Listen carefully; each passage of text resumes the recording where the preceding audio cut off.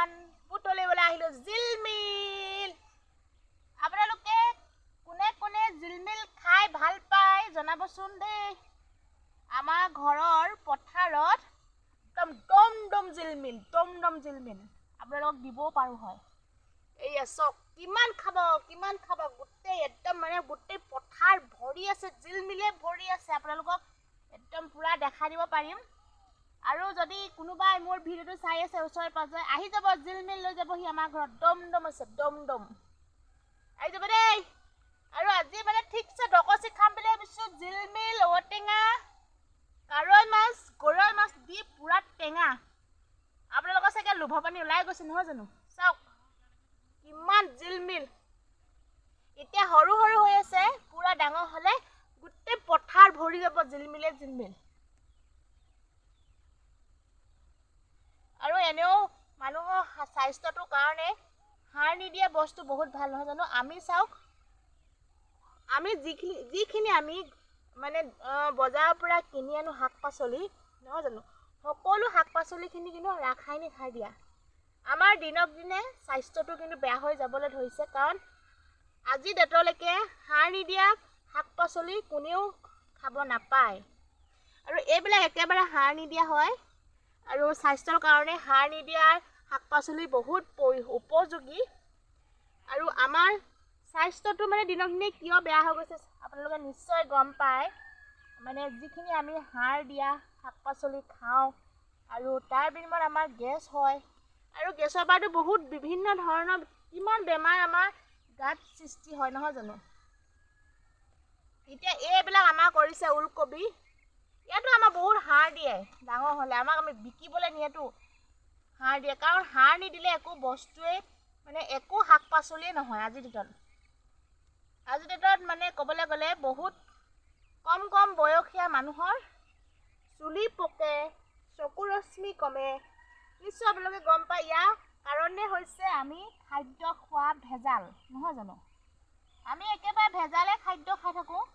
ৰাতিপুৱাৰ পৰা চাহটোৰ পৰাও ভেজাল, কাৰণ বাগানত বহুত দৰৱ দিয়ে, আপোনালোকে নিশ্চয় জানে। আৰু সকলোতে দৰৱ দিয়ে, দৰৱ নিদিয়া বস্তু খাবই নাপাওঁ। আৰু পথাৰত যিবিলাক এনেকুৱা সৰু শাক পাচলি, যেনেকৈ মানিমুনি, খুতুৰা শাক, এনেকুৱা দোন বন ধৰি লওক, এনেকুৱা জিলমিলি, এইবিলাক সাৰ নিদিয়া হয়, নিজে ওলাইতো। সাৰ দিবলৈ প্ৰয়োজন নাই, কাৰণ এইবিলাক খালে আমাৰ স্বাস্থ্যটোৰ কাৰণে ভাল হয়। আৰু এইফালে সেউজীয়া শাক পাচলি খাব লাগে।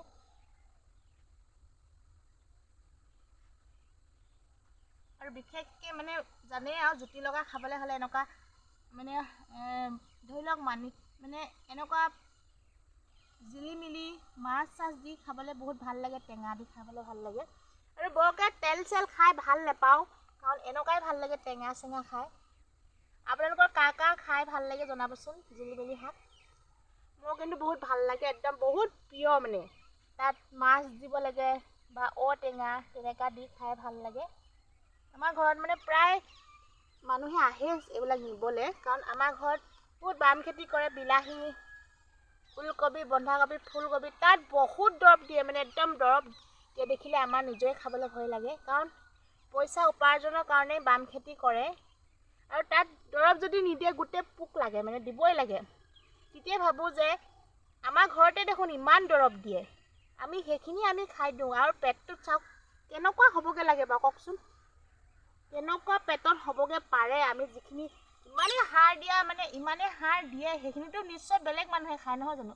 ঠিক তেনেকৈ আমিওতো বেলেগ বস্তু কিনি খাবলৈ গ'লে যিসকলে খেতি কৰে সিহঁতসকলেও সিমান সাৰ দিব লগা হয়, কাৰণ সাৰ নিদিলেতো একো বস্তুৱে উৎপাদন নহয়।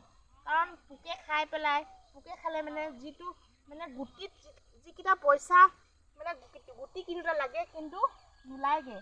আৰু বিলাহী এক পেটিত দাম বোলে 1000 টকা, আৰু সেই 1000 টকাৰ বিনিময়ত বহুত পুলি হয়, তাৰ বিনিময়ত বহুত বিলাহীত বহুত যতন ল'ব লগা হয়, বহুত কিবা কিবি মোৱা পোকে খায়, কিবা পোকে খায়। সেইবিলাক জানো, কাৰণ ঘৰতে আমাৰ খেতি কৰে। আৰু কেনেকুৱা ধৰণৰ কি দৰৱ দিব লাগে, বহুত কাৰা দৰৱ দিব লাগে। আৰু দৰৱ দি থাকিলেও মানুহৰ স্বাস্থ্যটো একেবাৰে বেয়া হৈ যায়, কাৰণ পইচাৰ কাৰণে খেতি কৰিব লগা হয়। আৰু বেলেগ উপাৰ্জন বুলি নাই, চাকৰি বাকৰি নাই ঘৰত আমাৰ।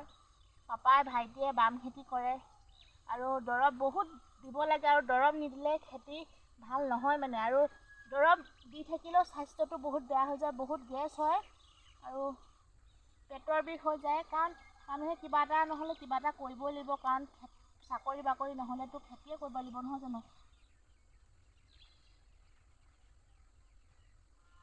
এনেকৈ মানে আমাৰ যিকোনো প্ৰত্যেক বছৰে বহুত জিলমিল লাগে ক'ৰ পৰা কি ওলাই নাজানো গুটিয়ে পৰে নে কিয়ে কিন্তু খেতি কৰাৰ পিছতো আকৌ এনেকৈ বাম খেতি কৰাৰ পিছতো এনেকৈ পূৰা মানে পথাৰ ভৰ্তি হৈ যায় আপোনালোকক দেখাম আমাক কিমান খেতি কৰে এতিয়া এইবিলাক ওলকবি দি থৈছে এইবিলাক তাৰপিছত আৰু বিলাহী বহুত কৰে বিলাহী মানে আমাৰ ঘৰত 5 বিঘামান বিলাহীয়ে কৰে তাত মানে বহুত কষ্ট হয় লাগি থাকিব লাগে এনি টাইম পানী দিব লাগে আৰু ইয়াত পানীও কষ্ট হয় ঘৰৰ পৰা আনিব লাগে বহুত কষ্ট হয় মানে আৰু তাৰ বিনিময়ত কেতিয়াবা পায়ো কেতিয়াবা নাপায়ো কাৰণ কেতিয়াবা বজাৰ বেয়া হয় কেতিয়াবা দাম হয়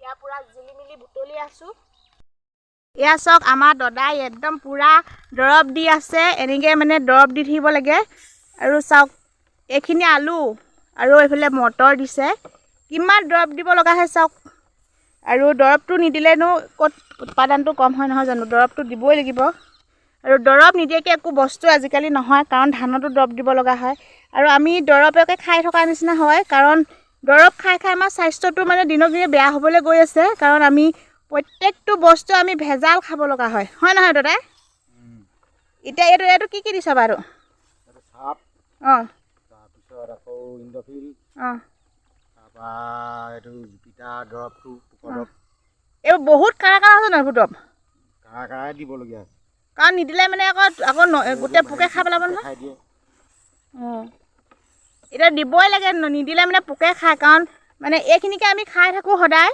আৰু ৰাতিপুৱা পৰা চাহৰ পৰা ধৰি লৈ চব দৰৱ দিয়ে মানে ধানতো দৰৱ দিব লাগে কাৰণ দৰৱ নিদিলে একো মানে শাক পাচলিও নহয় বা ধানো নহয় কিবা এটা কৰি দেচোন দৰৱ নিদিয়াকৈ কিবা কেনেকুৱা কি ধৰণৰ হয় দৰৱ নিদিয়াকৈ আৰু একো বস্তুৱেই নহয় দেখোন এতিয়া ধান খেতি কৰিলেও সাৰ দিব লাগে পোকে ধৰিলে এইটো দৰৱ মাৰিব লাগে সেইটো কাৰণে দৰৱ নিদিয়া সাৰ নিদিয়া খেতি একোৱেই নায়েই দেখোন নাই অঁ আৰু এইবোৰকে খাই মানুহ বেছি বেমাৰী হৈছে গেছ হৈছে এতিয়া নিজে আমি আমাৰ ঘৰত পাপাই খেতি কৰে দাদাই খেতি কৰে আমি গম পাওঁ কিমান কেনেকুৱা দৰৱ দিব লাগে কাৰণ আপোনালোকে নিশ্চয় বজাৰৰ পৰা বস্তু কিনি খাই নহয় জানো শাক পাচলি কিনিতো খাবই লাগিব কাৰণ চাওক ইমান দৰৱ দিয়া বস্তু আমি খাওঁ সেইটো কাৰণে মানে অকণমান দৰৱ নিদিয়া বস্তু খাব লাগে কাৰণ পথাৰত যিবিলাক মানে জিলমিল ধৰি যিবিলাক নিজে সৃষ্টি হয় সেইবিলাক মানে অকণমান ভাল খাব লাগে আৰু ইয়াৰ পূৰা খেতি আমাৰ এইফালে বাম খেতি বেছি কৰে কাৰণ বেলেগ চাকৰি বাকৰি আমাৰ গাঁৱৰফালে নাই মানে খেতিয়ে বেছি কৰে আৰু খেতি নকৰিলে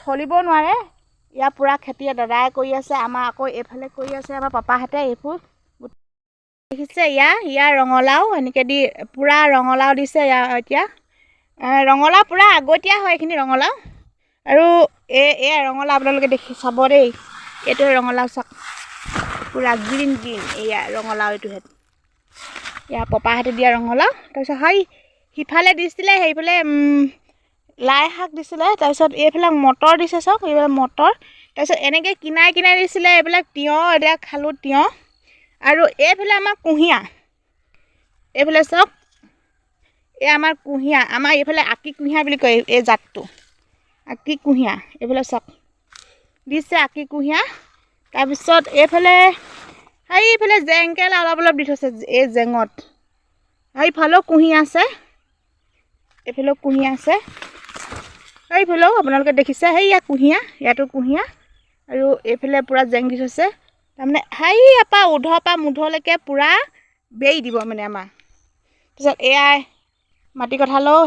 মাটি কঁঠালৰ গছ আৰু এইবিলাক চাওক ৰঙালাও এয়া দেখিছে ৰঙালাও এইটোহেঁত কেঁচা হৈ আছে পূৰা কেঁচা সেইফালেও তাই ৰঙালাও পূৰা এডোখৰত দিছে আৰু এইবিলাক ৰঙালাও এইবিলাক দেখিছে ৰঙালাও মাজে ঢেৰ সোমাই আছে ৰঙালাও পূৰা সোমাই আছে আৰু এইবিলাক কলপুলি ৰুই থৈছে আৰু এইবিলাক পূৰা দেখাম কেতিয়াবা আপোনালোকে নিশ্চয় দেখি থাকিব আমাৰ খেতি মাজে দেখাম এয়া